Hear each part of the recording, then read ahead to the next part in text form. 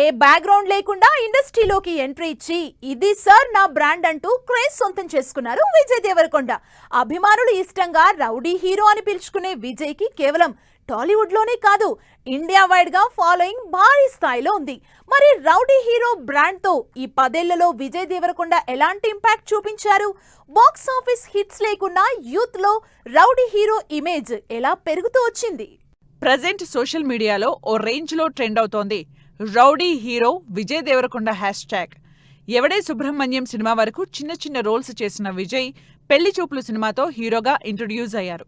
సరిగ్గా 10 ఏళ్ల క్రితం ఇదే రోజున అంటే జూలై 29నే ఆడియన్స్ ముందుకొచ్చింది పెళ్లి చూపులు.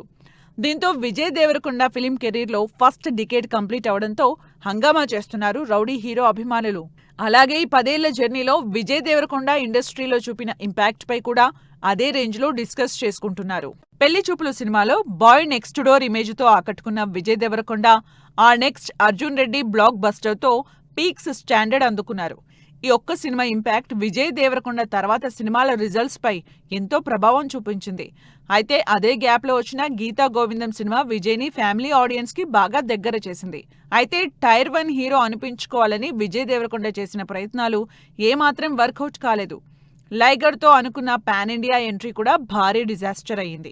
అయినా కూడా ప్రెస్టీజియస్ సినిమాల లైనప్ లో తన ఫామ్ చూపిస్తున్నారు విజయ్ దేవరకొండ. ప్రజెంట్ విజయ్ దేవరకొండ లైనప్ చూస్తే ఈ దెబ్బతో టైర్ 1 హీరో కావడం పక్కా అంటున్నారు రౌడీ ఫ్యాన్స్.